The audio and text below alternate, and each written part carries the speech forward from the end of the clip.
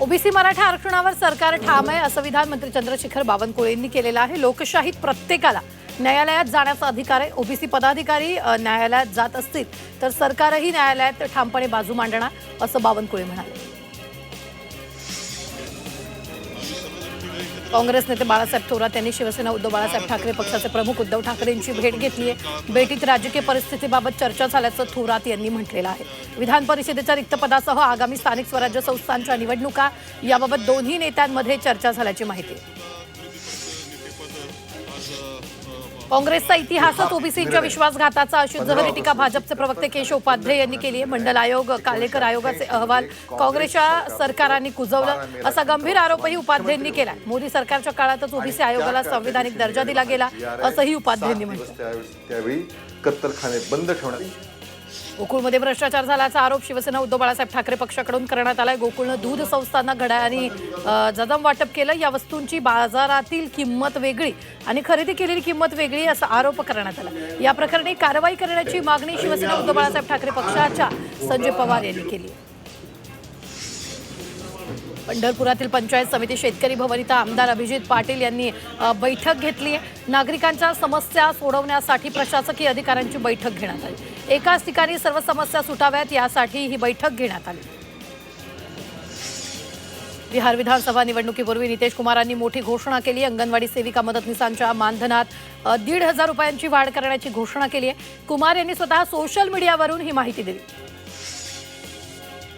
नागपूर मुंबई समृद्धी महामार्गावर 2.5 कोटींच्या औषधांची चोरी करणाऱ्या टोळीला वाशिम पोलिसांनी अटक केली आहे। कारवाई 38 लाखांचा मुद्देमाल जप्त केलाय। पोलिसांनी 6 आरोपींना अटक केली आहे। कंपनीनं तक्रार दिल्यानंतर कारंजा ग्रामीण पोलीस ठाण्यात गुन्ह्याची नोंद केली आहे।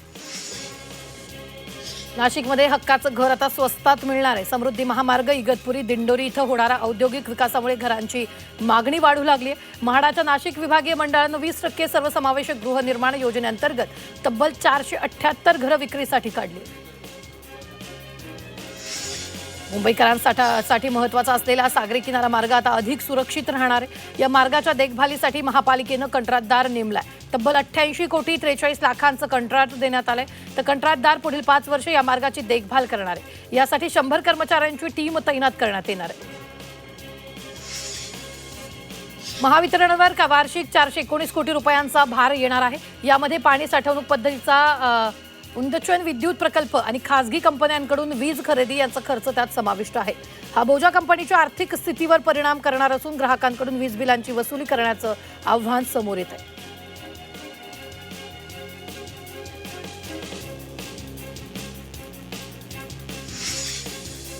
मुंबई पालिकेनं सार्वजनिक खासगी भागीदारी तत्वांवर उपनगरीय रुग्णालयांमध्ये प्रगत सेवांसाठी निविदा काढलेल्या आहेत। मात्र निविदांपूर्वी बैठकीत अनेक कंत्राटदारांनी कराराच्या अटींवर आक्षेप घेतला।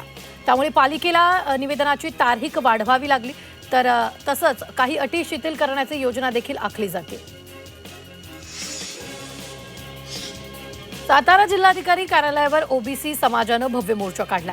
मराठा समाजासाठी काढलेला GR फाडून जोरदार घोषणाबाजी करण्यात आली।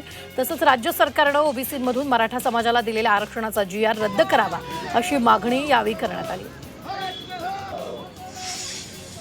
मुंबई पालिकेतर्फे नागरी आपत्ती जोखीम सक्षमता या विषयावर कार्यशाळेचं आयोजन करण्यात आलं। आपत्ती निवारण अंतर्गत जोखमींचे सौम्यीकरणासाठी नदी पुनरुज्जीवन योजना, ब्रीमस्टोवॅट प्रकल्प, सांडपाणी प्रक्रिया केंद्र अशा अनेक महत्त्वाकांक्षी पायाभूत सुविधांवर भर देण्यात येतोय असं पालिका आयुक्त भूषण गगराणींनी म्हटलेलं आहे। राष्ट्रीय क्रिकेट अकादमीचे संचालक VVS लक्ष्मण यांनी शिर्डीच्या साईबाबांच्या समाधीचं मनोभावे दर्शन घेतलं। साईबाबांच्या दर्शनानंतर साई संस्थांच्या वतीनं त्यांचा शॉल आणि साईबाबाची मूर्ती देऊन सत्कार करण्यात आला। अकोला जिल्हाधिकारी कार्यालयावर वंचित बहुजन आघाडीकडून एल्गार मोर्चा काढण्यात आला। अतिक्रमणधारक शेतकऱ्यांच्या न्याय हक्कासाठी आणि घरकुल नियमित करण्याच्या मागणीसाठी जिल्हाधिकाऱ्यांना निवेदन देण्यात आलं। या मोर्चात शेकडो कार्यकर्ते आणि शेतकरी सहभागी झाले।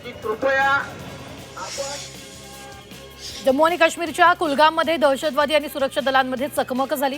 तर गुदर वनक्षेत्रात दहशतवादी असल्याची माहिती मिळाल्यानं सुरक्षा दलांनी शोध मोहीम सुरू केली। या दरम्यान दहशतवाद्यांनी गोळीबार सुरू केल्यानं लष्करानंही चोख प्रत्युत्तर दिलं। यामध्ये एका दहशतवादीचा खात्मा करण्यात आला। राष्ट्रीय तपास यंत्रणेनं दहशतवादी कट रचण्याच्या प्रकरणात 5 राज्य आणि केंद्रशासित प्रदेश जम्मू आणि काश्मीरमधील 22 ठिकाणी छापे टाकले. बिहारमध्ये 8, कर्नाटक, महाराष्ट्र आणि तामिळनाडूमध्ये प्रत्येकी 1, उत्तर प्रदेशात 2 आणि जम्मू आणि काश्मीरमध्ये 9 ठिकाणी छापे टाकण्यात आले. काँग्रेस नेते राहुल गांधी यांनी केलेल्या आरोपांनंतर निवडणूक आयोग सक्रिय झाला. आयोगानं मतदार ओळखपत्रातील त्रुटी दूर करण्यासाठी पावलं उचलली आहेत. यानंतर मतदार ओळखपत्रावर खोली क्रमांक 0 नसणार आहे. आयोगानं यावर पर्यायी विचार सुरू केला. माजी खासदार प्रज्वल रेवन्ना बलात्काराच्या आरोपाखाली तुरुंगात जन्मठेपेची शिक्षा भोगतोय. रेवन्नावर तुरुंगात मोठी जबाबदारी सोपवण्यात आली. रेवन्ना बंगळुरूमधील पैरपान्ना अग्रहरी तुरुंगात लायब्ररी क्लर्क म्हणून काम करणार आहे. यासाठी त्याला रोज 522 रुपयांचं वेतनही देण्यात येणार आहे. देशात आधार कार्डसाठी एक सामान्य नेटवर्क प्लॅटफॉर्म तयार करण्याच्या दिशेनं पावलं उचलली जात आहेत. विजन 2047 अंतर्गत सरकारकडून या योजनेवर काम केलं जात आहे. या अंतर्गत जन्माच्या वेळी बाळाचं आधार कार्ड तयार केलं जाणार आहे. तसंच अंगणवाडी, शाळा आणि महाविद्यालयापर्यंत फॉलोअप सिस्टम तयार केली जाणार आहे. परभणीत बंजारा समाजाला आदिवासी समाजाचं आरक्षण लागू करण्यासाठी उपोषण सुरू आहे. यावरून जिंतूरमध्ये आदिवासी समाज आक्रमक झालाय. बंजारा समाजाला आदिवासींचं आरक्षण देऊ नये अशी मागणी रावण युवा भाव फाउंडेशननं केली आहे. बंजारा समाजाला एसटीतून आरक्षण दिल्यास तीव्र आंदोलनाचा इशारा देण्यात आला. आमदार महेश शिंदे यांनी कृत्रिम रंगांविरोधात मोहीम सुरू केली आहे. हृदयविकाराचा धोका टाळण्यासाठी ही मोहीम सुरू केली. आमदार शिंदेंनी कोरेगाव मतदारसंघातील सर्व हॉटेल आणि बेकरी मालकांची बैठक घेतली. या बैठकीत कुणीही कृत्रिम रंग वापरणार नाही अशी प्रतिज्ञा घेण्यात आली. वसईत धक्कादायक घटना घडली. 82 वर्षीय पतीकडून पत्नीची गळा चिरून हत्या करण्यात आली. पत्नीच्या हत्येनंतर पतीनंही आत्महत्येचा प्रयत्न केला. आजारी आईवडिलांना त्रास नको म्हणून टोकाचं पाऊल उचलल्याचं समोर आलं. वसई पोलीस ठाण्यात गुन्ह्याची नोंद केली. 2 लग्न लपवून लग्नाचा आमिष दाखवून लैंगिक अत्याचार करणाऱ्याला मुंबई उच्च न्यायालयानं चांगलाच दणका दिलाय. न्यायालयानं आरोपीचा जामीन अर्ज फेटाळला. यानंतर याचिकाकर्त्यांनी याचिका मागे घेतली. कर्नाटकातील मांड्या इथं गणेश विसर्जनादरम्यान गोंधळ उडाला होता. 2 समूहांमध्ये झालेल्या हाणामारीनंतर परिस्थिती आणखी बिकट झाली होती. परिसरात कलम 163 लागू केला. मोठा पोलीस बंदोबस्त तैनात केला. या गोंधळाविरोधात हिंदू संघटनेनं निषेध नोंदवला. धार्मिक टिप्पणीवरून कानपूरमध्ये गोंधळ उडालाय. जमावानं सरतनसे जुदाच्या घोषणा दिल्या. त्या पोलिसांनी आरोपी तरुणाला अटक केली. आक्षेपार्ह टिप्पणीच्या निषेधार्थ मुस्लिम समुदायानं हरदोईतील पोलीस ठाण्याला घेराव घातला. गोंधळानंतर अनेक पोलीस ठाण्यांमधून सैन्य तैनात करण्यात आलं. दिल्लीतील लाल किल्ल्यावरून कोट्यावधी रुपयांचा कलश चोरीला गेलाय. पोलिसांनी यूपीतील हापूर इथून एकाला अटक केली. 2 जणांचा शोध सुरू आहे. हरियाणाच्या फरीदाबादमध्ये एसीचा स्फोट झाल्याची घटना घडली आहे. स्फोटात एकाच कुटुंबातील 3 जणांचा मृत्यू झालाय. परिसरातून हळहळ व्यक्त करण्यात येते. अकोल्यात 17 गुन्हेगारांविरोधात मोक्का अंतर्गत कारवाई करण्यात आली आहे. पोलीस अधीक्षक अरिजित चांडक यांनी केलेल्या कारवाईमुळे चांगलीच खळबळ उडाली. 2 गटात झालेल्या हिंसक प्रकरणानंतर ही कारवाई करण्यात आली.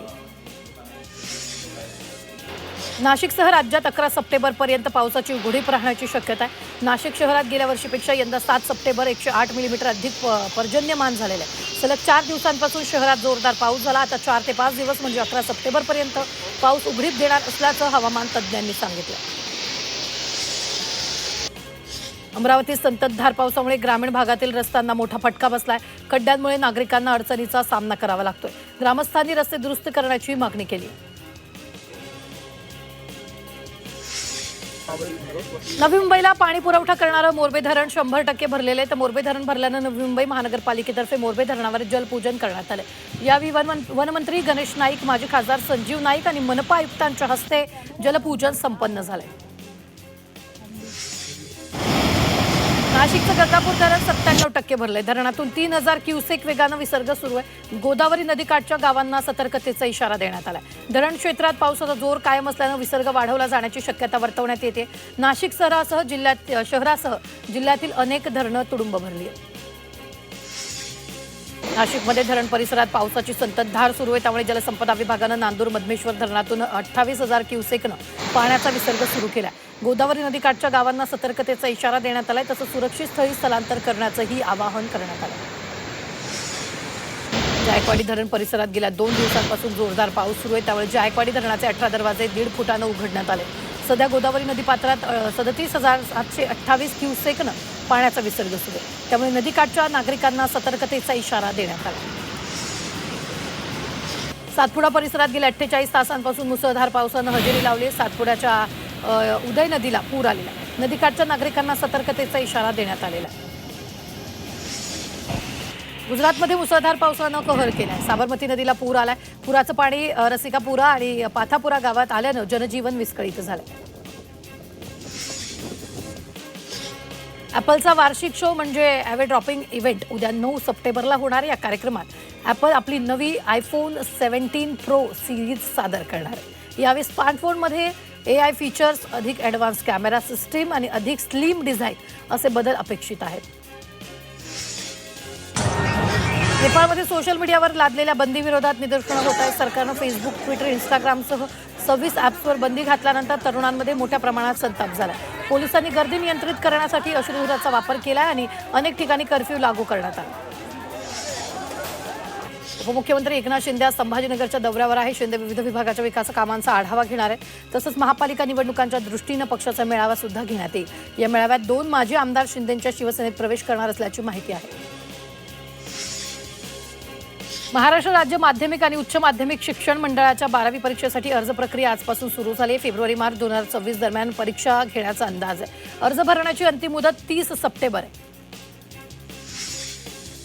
पुण्याच्या खेड तालुक्यातील पाळूगावच्या PSI अश्विनी केदारींचा उपचारादरम्यान मृत्यू झालाय.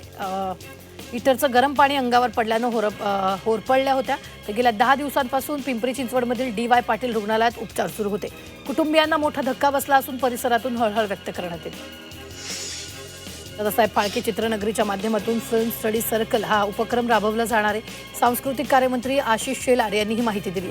चित्रपट बघणार प्रेक्षक वर्ग निर्माण व्हावा तसंच गाजलेले जुने चित्रपट पाहता यावेत यासाठी हा उपक्रम राबवला जाणार आहे. बॉलिवूडचे बिग बी अमिताभ बच्चन यांनी मराठी भाषेबाबत फेसबुक पोस्ट केली आहे. कुणीतरी मला सांगितलं की तुला मराठी येत नाही आणि तू इतक्या वर्षापासून मुंबईत राहतो, हे खरंय. मी मराठी शिकण्याचा प्रयत्न करेल अशी पोस्ट अमिताभ यांनी केलेली आहे. खराब हवामानामुळे उरण मुंबई जलवाहतूक बंद करण्यात आली आहे. वादळी वारं आणि मुसळधार पावसाचा सागरी वाहतुकीला फटका बसलाय. गेटवे ते एलिफंटा JNPA मोरा भाऊचा धक्का या मार्गावरील सागरी प्रवासी वाहतूक बंद करण्यात आली. बीडमध्ये ईदच्या शुभेच्छा देणाऱ्या बॅनरवर आरोपी वाल्मिक कराडचा फोटो लावण्यात आलाय. याच बॅनरवर धनंजय मुंडेंचाही फोटो लावण्यात आल्यानं चर्चांना उधाण आलं. त्यामुळे पुन्हा वाद निर्माण होण्याची शक्यता आहे. शनी शिंगणापूर देवस्थान विश्वस्त मंडळानं अभिषेक करण्यासाठी मानधन तत्वावर 5 पुरोहितांची नेमणूक केली आहे. भाविकांना देवस्थान 100 रुपयांची अभिषेक पावती करून पुरोहितांकडून अभिषेक करता येणार आहे. त्यामुळे अभिषेकासाठी पुरोहितांना स्वतंत्र दक्षिणा देण्याची आता गरज नाही. पुणे महापालिका निवडणुकीत मतदारसंख्येत 10 लाखांची वाढ झाली. पुणे महापालिकेच्या हद्दवाढीमुळे गेल्या 8 वर्षात मतदारसंख्या जवळपास 10 लाखांनी वाढून 36 लाखांवर पोहोचते. 2017च्या निवडणुकीत 26.34 लाख मतदार होते. सध्या अंदाजे 35.60 लाखांच्या घरात मतदार आहेत. अंतिम मतदार यादीनंतर ही संख्या 36 लाखांपर्यंत जाण्याची शक्यता आहे. देवळा येथील पाणी पुरवठा योजनेसाठी खोदलेल्या खड्ड्यातील पाण्यात बुडून 3 वर्षाच्या चिमुकलाचा मृत्यू झाला होता. ठेकेदाराच्या हलगर्जीपणामुळे हा प्रकार घडल्याचा आरोप करण्यात आला. पालकमंत्री संजय शिरसाट आणि मनपा आयुक्तांनी घटनास्थळाची पाहणी करत तात्काळ खड्डे बुजवण्याचे आदेश दिले. तसंच या ठेकेदारावर कारवाई करण्यात आली. मनमाड महामार्गाच्या दुरवस्थेविरोधात दशक्रिया मोर्चा काढण्यात आला. मागील 8 दिवसात महामार्गावर 3 जणांचा अपघाती मृत्यू झालाय. मृतांच्या कुटुंबियांना न्याय मिळावा तसंच ठेकेदार आणि संचालकावर गुन्हा दाखल करण्याच्या मागणीसाठी मोर्चा काढला. माजी मंत्री प्राजक्त तनपुरेही आंदोलनात सहभागी झाले. राज्य सरकारनं मराठा आरक्षणाच्या संदर्भात हैदराबाद गॅझेट लागू करण्याचा अध्यादेश काढला. याला पुण्याच्या इंदापूरमधून विरोध केला जातोय. मराठा समाजाला ओबीसी मधून आरक्षण देऊ नये या मागणीसाठी इंदापूरमध्ये ओबीसी समाजाच्या वतीनं मोर्चा काढण्यात आला. मराठा समाजाला स्वतंत्र प्रवर्गातून आरक्षण द्यावं अशी मागणी आंदोलकांनी केली. सोलापूर जिल्हा परिषदेतील ग्रामपंचायत कर्मचाऱ्यांची 86 पदं रिक्त आहेत. ही पदं तात्काळ भरावीत अन्यथा 16 सप्टेंबरपासून बेमुदत आमरण उपोषणाचा इशारा ग्रामपंचायत कामगार युनियननं दिला. कर्नाटकातील सर्वेक्षणानंतर सोलापुरात देखील लिंगायत समुदायाला वीरशैव लिंगायत म्हणून नोंदवण्याचं आवाहन करण्यात आले. जागतिक लिंगायत सभेच्या वतीनं महाराष्ट्रातील लिंगायत समुदायाला आवाहन केलं.